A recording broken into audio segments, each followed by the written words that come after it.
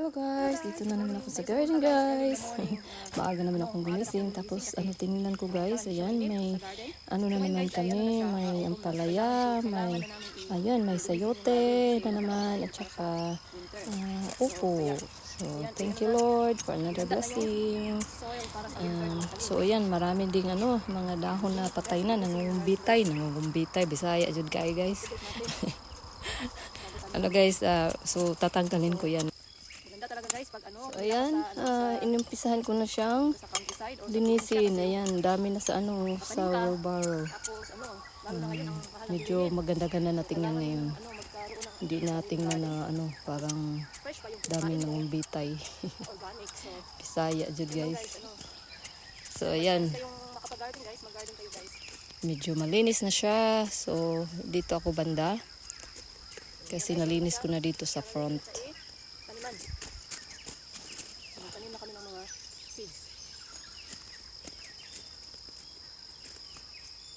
Guys ay itrim ko kasi medyo na siya, dami na niya. Gusto ko kasi sa garden guys, din yung siya, neat at saka malinis, tidy. Habang hindi pa siya mainit. Ayan. Ganun talaga guys, pag may garden, kailangan mo talagang din ay ano ba tawag noon? Pagandahin o taking care of parang sarili din natin. So, itong mga tinanggal ko na mga patay na dahon ay ilagay ko siya sa garden bed dito sa gilid. Maganda to para sa mga manok. Para din.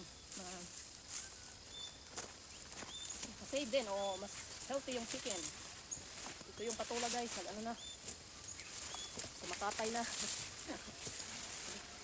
Tagalog ko guys. Kumakatay. Kumagapang na guys ba? Sa Tagalog. Bisaya kasi kumakatay na. Yan guys, binigay ko na yung yung binunot ko ng mga spinach para sa chicken. Ayan. Para maging healthy din sila. Ayan. At hindi rin masasayang.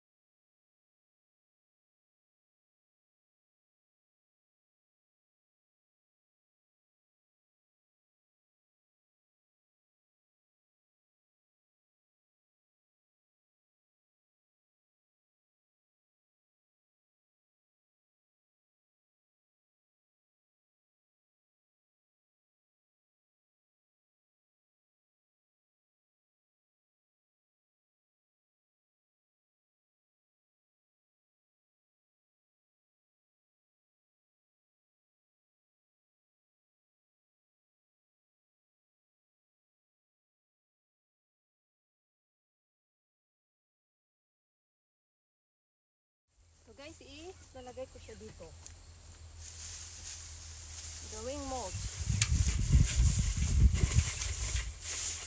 Yung mga kinuha ko doon na mga patay na. Ilagay ko dito.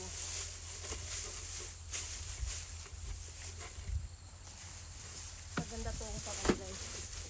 Gawing mulch.